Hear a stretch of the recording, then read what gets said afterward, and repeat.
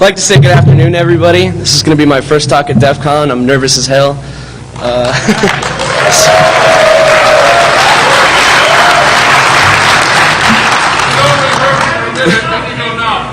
Just fucking deal with it. Alright. I'd like to say welcome. I'm from, my name's Terrence from War Driving World. I'm sure a couple of you see me. Any of you guys bought stuff from us at all, or nothing? Alright, cool. Don't worry about it. I'm here to get you guys excited about EvDo. I haven't seen anything on it. I'm really looking forward to it, and we're going to have a blast. Give me more volume! Alright. We're going to start out with an intro to EvDo. I mean, very basic shit. Cell phone data, yay, fun, good. Rev Zero was designed in 1999, 700 kilobits per second.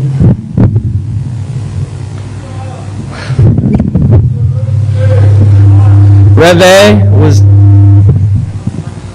A was done, reduced latency, increased data, and it's available now in stores. It's designed to be using VoIP. Rev B was set out for like HD content, HD video. That's going to be coming out in 2008. And I just want to give you a basic overview of the cards here. There's some form factors which you guys are familiar with. We have the S620, which has locked firmware. This is where we're going to get into this stuff. It's got an external antenna port. P620, again, locked firmware. 640, PC5200, locked firmware. Dell 5700, MSL, all zeros. We can connect to it, but we got that locked firmware issue, so we can't edit files. And then the 740, same deal. Then we got the KPC650, which has got completely unlocked firmware. We can edit it, we can write whatever we want, and this is where the fun begins. Junction links patch, we're going to get to that in a little bit. And then right now, is anyone familiar with QPST? Awesome. This is the software that, I don't have it. This is the Qualcomm firmware, the Qualcomm software that was developed for the cards so that we can edit the firmware files and start doing what we want to do. Right now here we're just going to go through how to configure it. Once you get it loaded onto the system, you go to the QPST configuration, you'll see this window, and then you're going to add new port. And then what you're going to do is when you add the new port, you're going to look for the card that has the UTS, and you're good. You can add the card, and you get the modem. It's the show here. Let's get it fired up.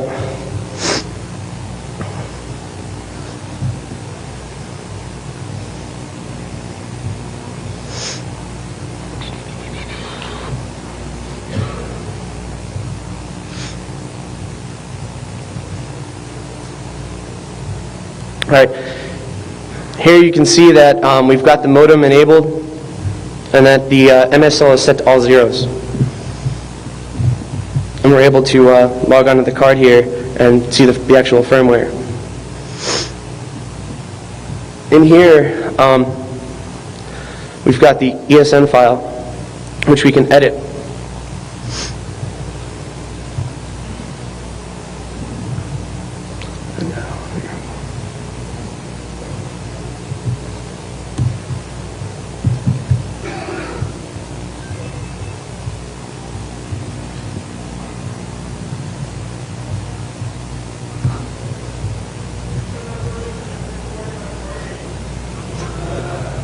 Oh shit. Sorry guys.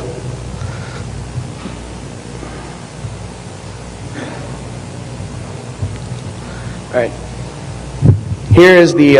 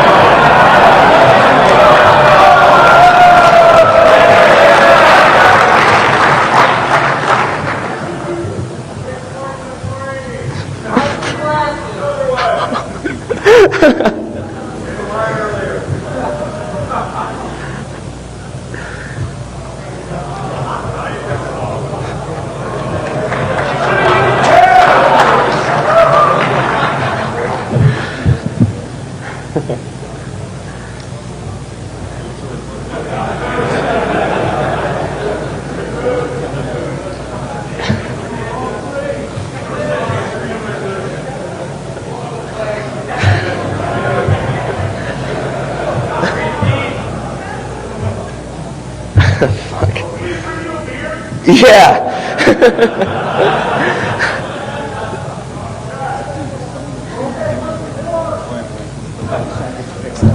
All right.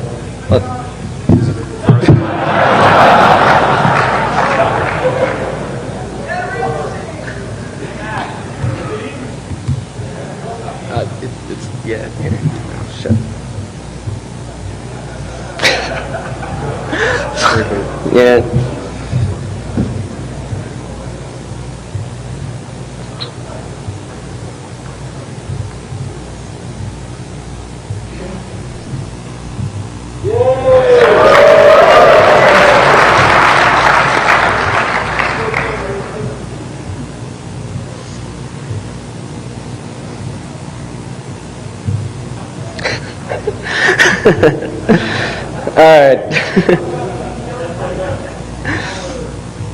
Alright, now here we can actually edit the ESN file, and this is the only card that's capable of doing it in all the cards that I've tested. I'm not going to actually go ahead and do it right now because, of course, it's a felony, but I am going to show you that it is possible of doing it.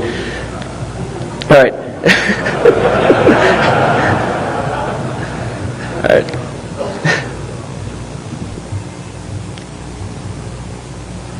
Alright, so what we'll do is once we've edited the ESN file, once someone has edited it or not, you're able to load the ESN file back on and overwrite the existing one. It will actually change the ESN.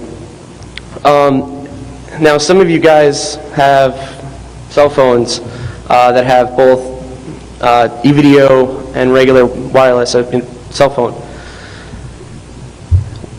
A lot of people have come up and asked, is it possible to take the ESN from the EvDo, for your EvDo phone and then move it over to an EvDo card and then connect to it? And I can say I've never personally tried it, but I have heard that if you do that, you move it over to the phone and then the ESN on the phone will connect to just the EvDo. It won't actually connect to the phone network, but you will be able to download packets and download data and stuff just as if it was an internal EvDo card. Actually, let's go ahead here and move the ESN file over.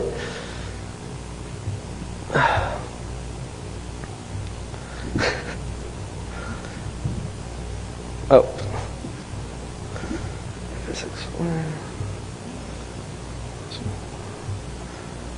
Here.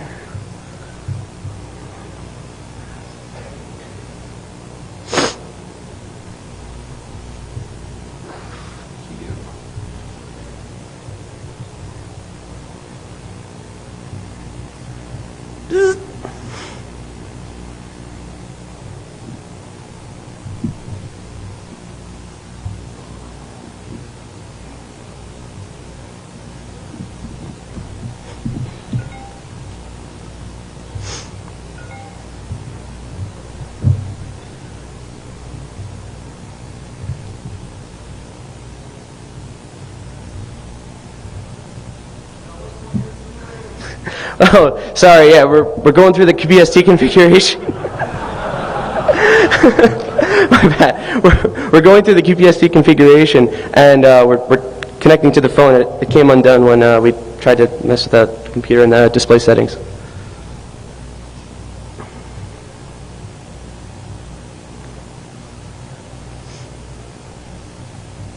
So what happens here is when we go to create that new file, it'll overwrite. It gives us the options to overwrite the existing one. And then, here you select it, you choose the file you'd like. Just drop this one in here, which is the same one that we had before. And boom, it just overwrote it. And someone was to actually edit the file and change the ESN, it would overwrite it and would change it to that ESN. And this gets to some of the basic theory and concept behind the monitoring of the EvDo packets itself. All right, we're going to close out of this for a second. I want to show you some more parts of the EvDo of the QPST software.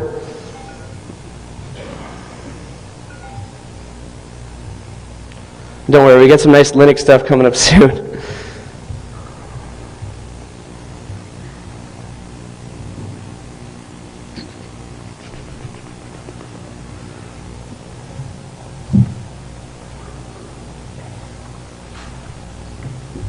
And right now, there's two parts. There's the EvDo, there's the RxTT and the RTT, and then there's the EvDo side.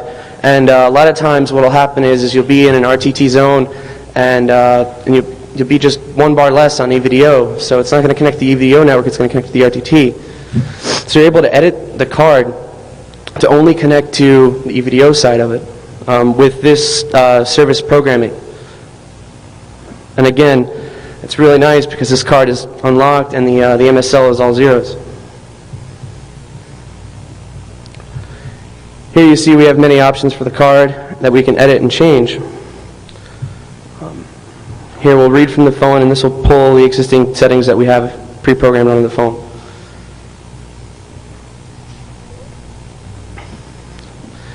Here, the preferred network mode will allow you to select which network you want it to connect to, or automatic networks. Yeah, let's go.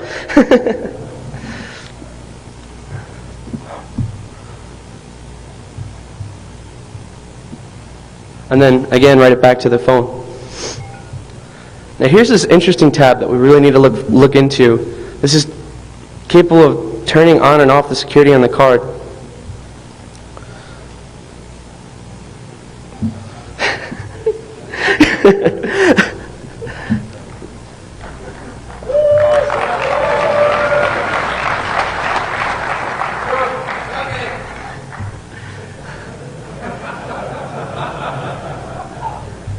Oh, shit.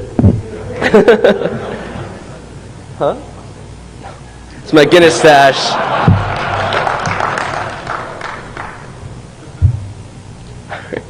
What is fake security? Windows.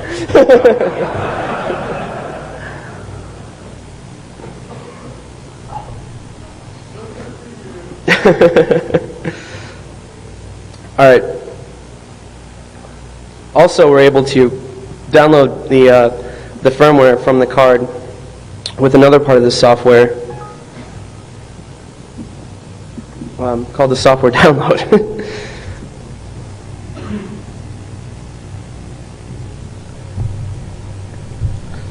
And this will enable us to back up the files on the phone before we edit it, or if we edit it, and also read through them in some nice editors that they have for us.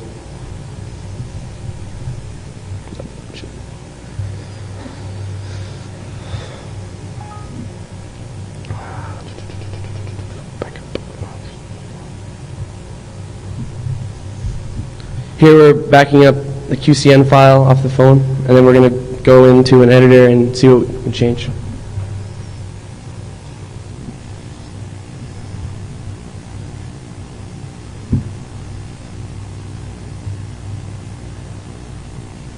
Actually, here we'll just go through the viewer, and then actually NV.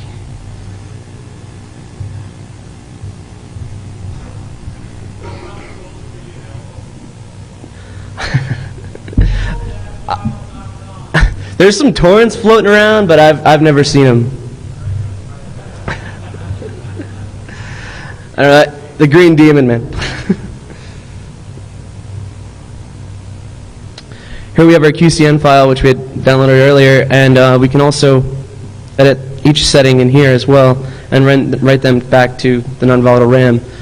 Now, it's essential for you to know that if someone was going to go about and edit the ECN file, there's a checksum similar to a barcode, and then there's a checksum calculator. The checksum is the last digit right here, and there's some checksum calculators floating around as well And you're going to need the checksum calculator to generate the last digit to change the ESN.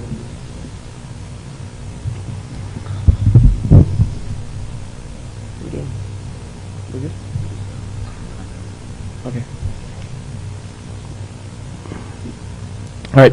I'm going to go back to the junction patch. Using these cards in Linux has been a bear. I've been using mine for over the past year. I've been using it in Gen 2, and I absolutely love it. What it's done for me is I can't begin to explain how many classes it's gotten me through. With the teachers talking and stuff like that. And what I noticed is there's when I'm in class, at our school we don't have Wi-Fi, so what we were able to do, or what I was able to do, was go out and create sort of like a stomp box for Linux on a live CD, and we're going to present that as well.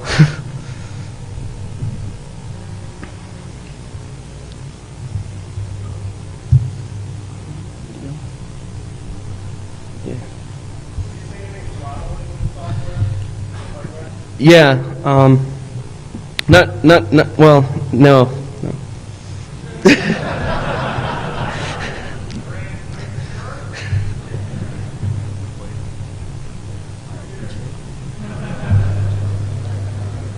All right, what I'm going to do now is I'm going to just load up my Gen 2 distro, and I'm going to show you guys the EvDo access point, and then also the EvDo configuration script.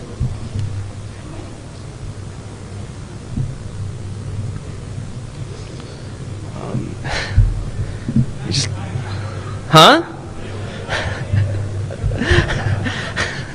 You really don't want to know? It's my 27th mount and I have a check forced.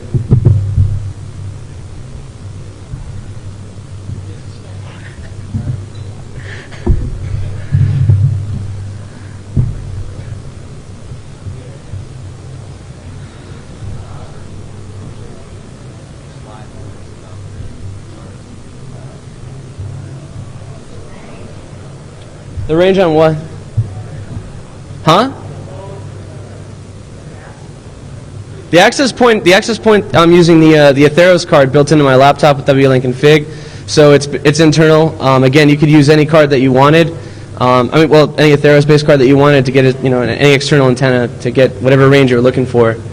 So I'm gonna give out some free shit. All right. I've got a free KPC 650 card here. The good one? I don't know. We gotta wait for this damn thing to post. I don't want to throw this, so no. Let's down. Hey, down. Fuck.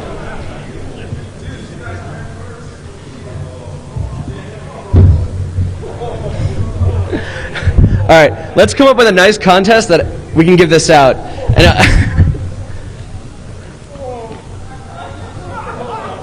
what?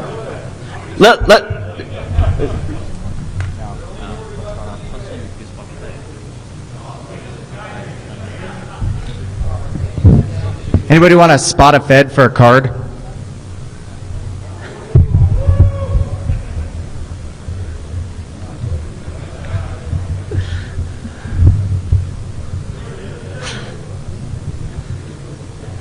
All right, well, that's taking too freaking long.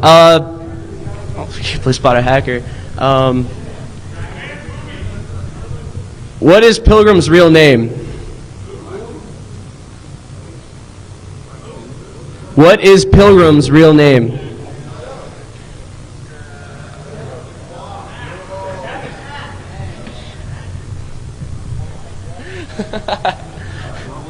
Awesome.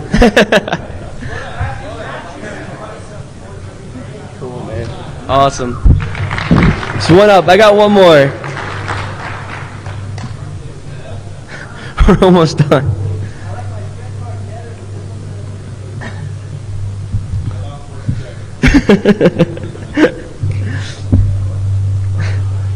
Man, this is really bad.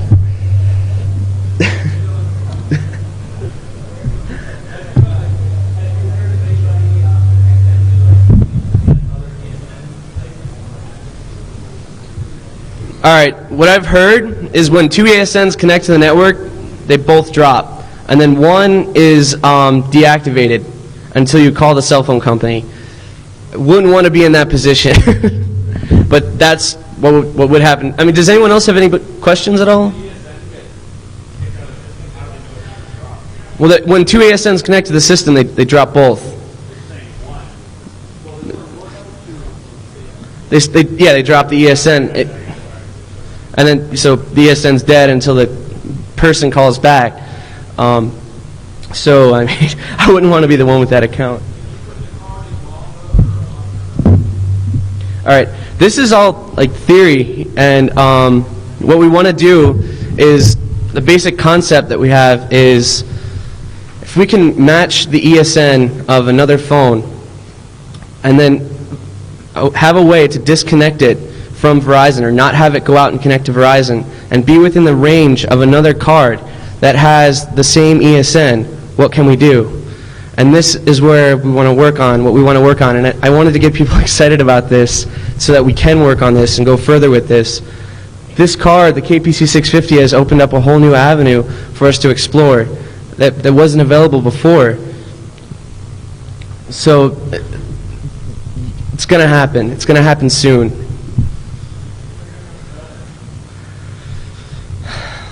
I've heard of TDMA networks being compromised, and I've heard from reliable sources that they are able to monitor TDMA networks. So if they're able to monitor TDMA, why not CDMA?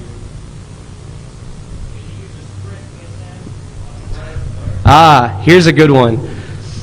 Can you use a Sprint ESN on a Verizon card? Can you take a Sprint card and transfer it to Verizon?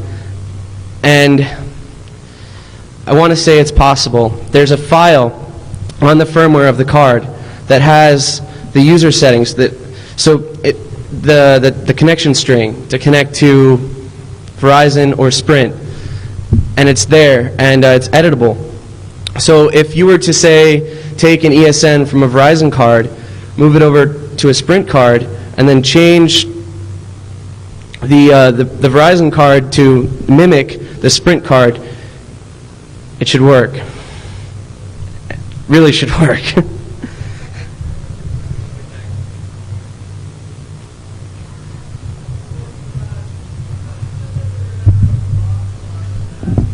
I can't hear you.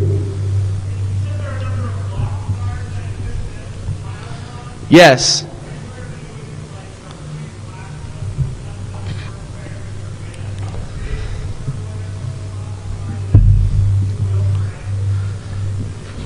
I was going to look into that until I found the KPC 650. I had a whole box of cards to go through and edit, and the KPC 650 cards that were the one that we didn't have to do any of that. So the files are there and editable and good to go. So I say we stick with the KPC 650, move forward with the project, and see what we can do with that.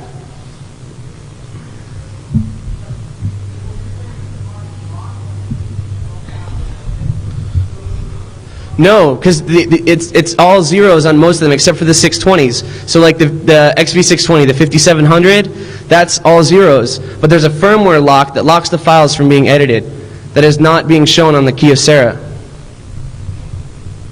Is there any other questions? This seems to be working a little better.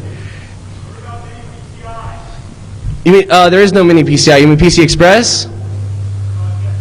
The PC Express cards seem to be based off of the 620 chipset and have the same issue. I have one built into the laptop, and I was experiencing the exact same thing. Again, the MSL or the SPC was set to all zeros. You were able to log into the card, but you weren't able to edit the files that you want to work with. I'm sorry?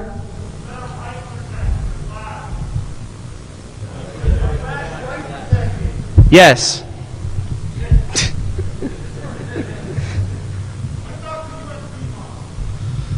I haven't done too much work with the USB models, but I'm expecting to see the same results since they're all based off of the same chipsets.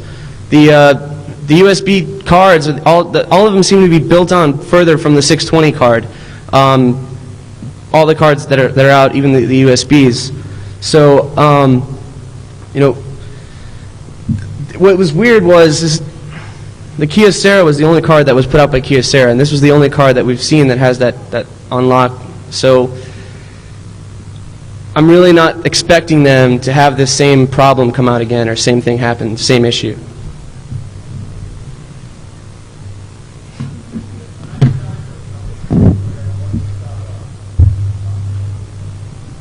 Nothing. We just got to go and start working on it. That's why we're here. Like, I really want to get people, get going with this. All right, so see, we're up and going now. Go ahead and right now let's see here.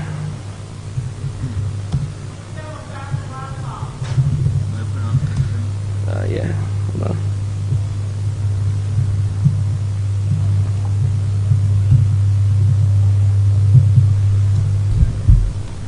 All right, here we go.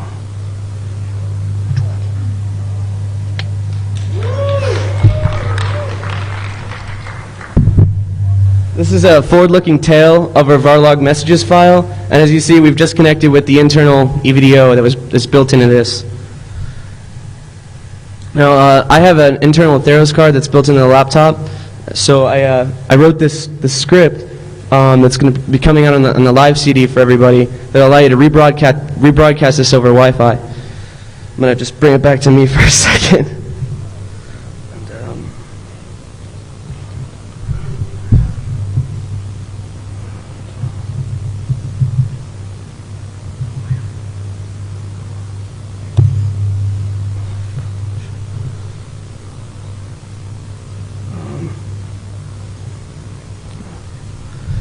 Dialogue seems to be a little cranky with the resolution all out of whack, but we're going to go ahead and do it anyways.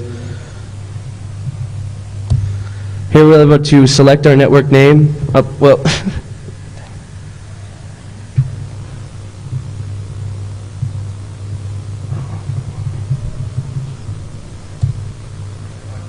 all right.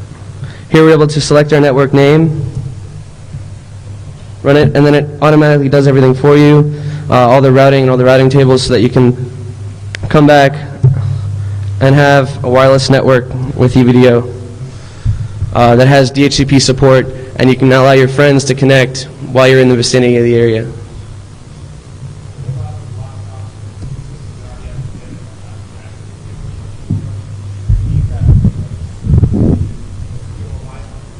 Mm-hmm.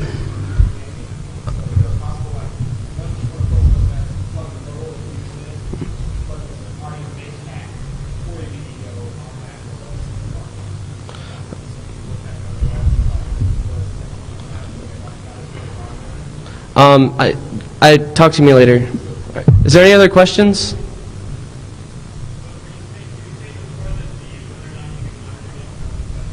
Huh, I'm sorry? Yeah, that's an open question.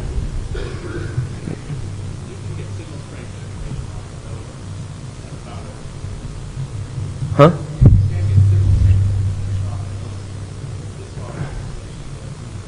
Mm-hmm.